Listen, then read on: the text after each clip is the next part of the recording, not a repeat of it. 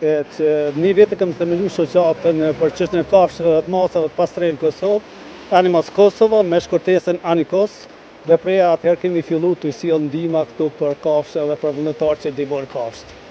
Të gjitha ndihmat që sjellim janë donacion, domethënë u jipen falas të gjithëve, po ne përcaktohemi të rastet që janë më urgjente, sidomos këta vullnetarë që shkojnë në për male, për shembull fusha, domethënë jashtë vendbanive, se ata që janë për shembull ma shumë rrezikohen me ngorë dhe kanë kryeshë sen, e ma pak domethënë orientohemi te këta ushqyësit që janë nëpër qytete, nëpër fshatra, domethënë shumica fshan jashtë qyteteve, se ata e kanë domethënë ma vështirë me mbijetu.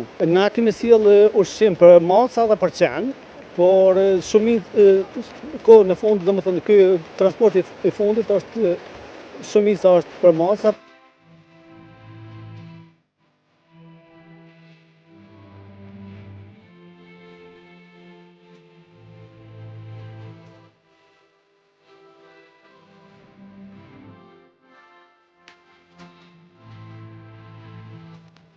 Ky është donacioni i radhës i ndërmjetësuar dhe organizuar nga shoqata Anikos nga Holanda në bashkëpunim me partnerët tjerë holandez dhe me neve si Ministri për Administrimin e Pushtetit Lokal, e cila është ngarkuar me përgjegjësinë për ta mbikëqyrur zbatimin e strategjisë kombëtare për menaxhimin e populacionit të qenëve në Kosovë. Donacionet që deri më tani ka sjell Anikos e kanë tejkaluar shumën prej 1 milion dhe është fjala për vetëm një periudhë më pak se sa një vjeçare.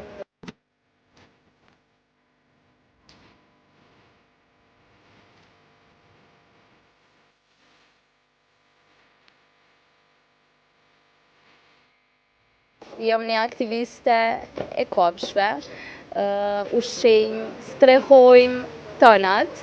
Ky organizim ma herët nuk e ka marrë iniciativën askush me bu një kësi lloj organizacioni.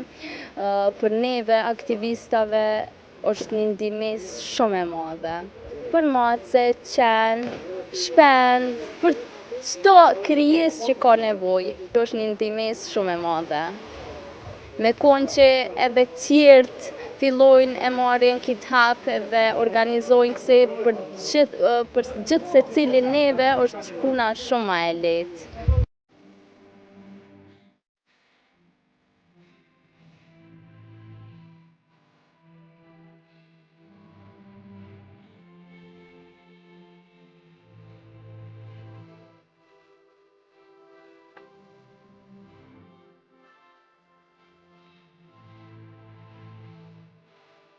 Se kemi filluar sterilizimin dhe kastrimin e qenëve dhe macave të pasteha.